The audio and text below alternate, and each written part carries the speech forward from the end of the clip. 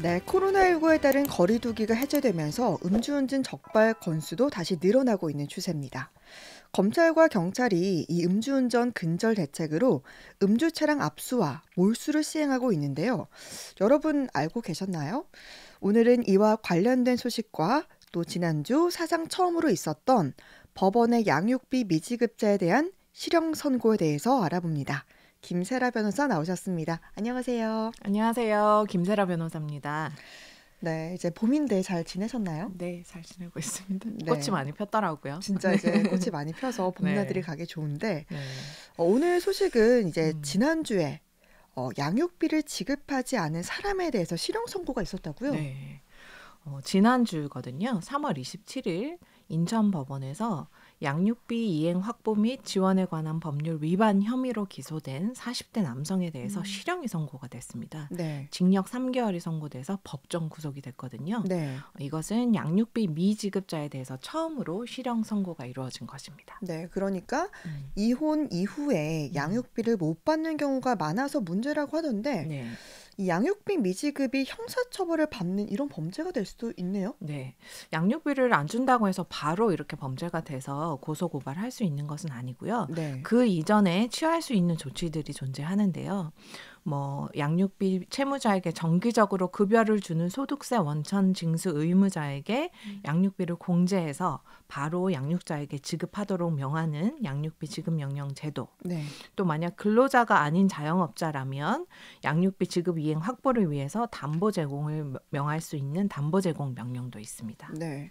음, 그럼에도 이 양육비가 성실히 지급되는 비율이 뭐 30% 이하 이런 통계도 있잖아요. 네, 그럼 또 다른 방법은 어떤 게 있습니까? 네.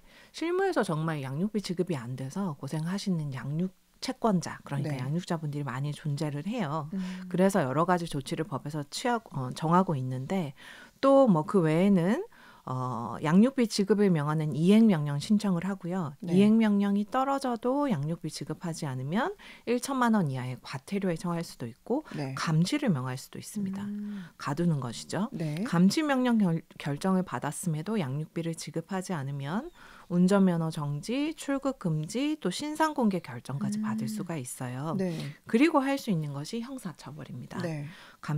감치명령 결정을 받았는데도 불구하고 1년 내에 양육비 채무를 이행하지 않으면 네. 5년 이하의 징역 또는 5천만 원 이하의 벌금에 처해질 수가 있게 돼요. 음, 범죄로 취급돼서 네. 형사처벌을 받게 되는 것입니다. 네. 음, 그러니까 형사처벌을 이제 받게 될 수 있다는 거고, 네. 그런데 이번이 첫 실형이 선고된 사건이잖아요. 네.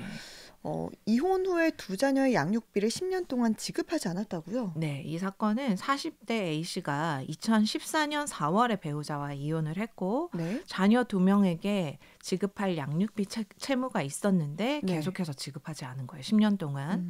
그래서 밀린 것이 9,600만 원 정도가 됐고 네. 그래서 양육비 미지급 혐의로 기소가 음, 됐습니다. 2022년 7월에 법원 감치명령을 받았는데도 네. 1년 동안 양육비 채무를 이행하지 않았던 것이죠. 네. 피고인이 된 이 A씨는 소득이 없어 양육비를 줄 형편이 되지 않았다라는 취지로 주장했지만 네. 법원은 이 A씨가 부모의 주거지에서 안정적으로 생활하고 있고 음, 또 10년간 양육비 채무보다 다른 채무를 먼저 변제를 해온 것을 음, 보면 네. 고의로 양육비 지급을 회피하고 있다라고 네. 해서 이것은 미성년 자녀와 양육 배우자에게 장기간 회복할 수 없는 범죄라고 판시를 하면서 네. 3개월 징역형의 실형을 선고했고 법정 구속했습니다. 네.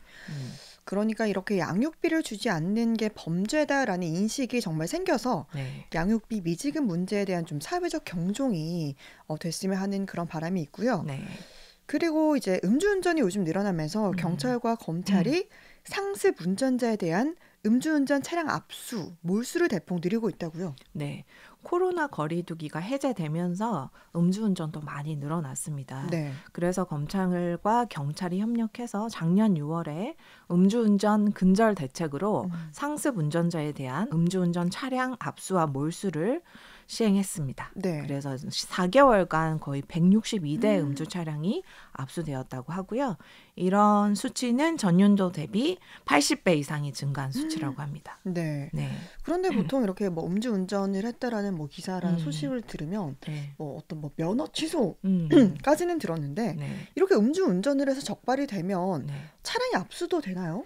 꼭 그렇지는 않고요. 네. 지금 대검찰청 기준에 따르면 음주운전으로 사망 사건을 발생시킨 운전자, 그리고 최근 5년 이내에 음주운전을 3회 이상 하거나 네. 음주운전 2회 이상 전력자가 상해 사고를 발생시킨 경우, 그래서 상습적이라고 볼 수 있는 경우가 되겠죠. 네. 그 외에도 피해 정도와 재범 우려 등 사고 상황을 종합적으로 고려해서 네. 수사 기간이 필요하다고 판단하는 경우, 이런 음. 경우에 이제 형사 처벌과 혹은 면허 정지, 뭐 면허 취소하는 별도로 네. 이런 경우에는 차량 압수 몰수가 이루어지는 것입니다.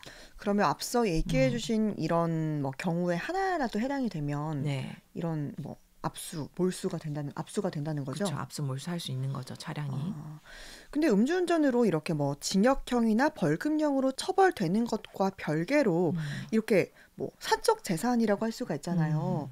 이런 차량을 국가가 압수 몰수하는 게 좀 가능한가 보네요. 그렇죠. 실제 뭐 다른 일반적인 범죄에서도 네. 뇌물죄 같은 경우도 뭐 뇌물로 수수되는 그 금전이나 뇌물을 이제 몰수하기도 하거든요. 또 마약 범죄도 생각해 보면 마약도 압수 몰수 되잖아요. 그러네요. 그런 것처럼 압수가 뭐냐면 국가기관이 증거물 또는 몰수한 물건으로 인정되는 물건의 국가가 점유를 취득하는 강제 처분이고, 네. 몰수는 범죄 반복의 방지와 범죄로 인한 이익 취득을 금지할 목적으로 범죄 행위와 관련된 재산을 박탈해서 국고에 귀속시키는 재산형을 말하거든요. 네네.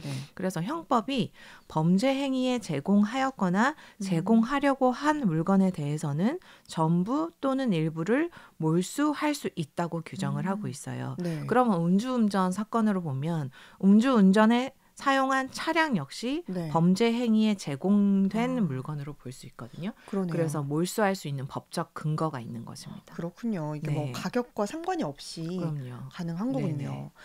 음주운전에 사용된 이런 차량이 그러면 또 어떻게 압수가 되고 압수가 된 이후에는 어떻게 처리가 되는지도 좀 궁금해요. 네, 형사소송법상 수사기관이 이제 이 몰수라는 강제 처분을 하려면 법원에서 영장을 발부받아야 되고요. 그래서 압수하고, 그다음에 음주운전 차량에 대해서 음주운전자가 스스로 제출하지 않는다면 네. 이 영장을 발부받아서 차량을 압수하는 것입니다. 그래서 근데 현재까지 통계를 보면은 압수된 차량의 많은 수가 영장 발부 없이 스스로 이미 제출한 걸로, 어차피 이미 제출 안 하면 영장 발부되니까요. 네네. 그래서 운전자들이 이미 제출한 것으로 나타나고 있고, 네. 그래서 뭐 이미 제출이든 영장 발부에 따른 강제 압수든 음주운전 차량이 압수가 되면은, 네. 그리고 법원의 몰수 판결까지 확정이 되면은 차량 소유권은 국고로 귀속이 됩니다. 그리고 몰수된 차량은 경매 절차로 보내지거나 폐기 절차를 거치게 되고요.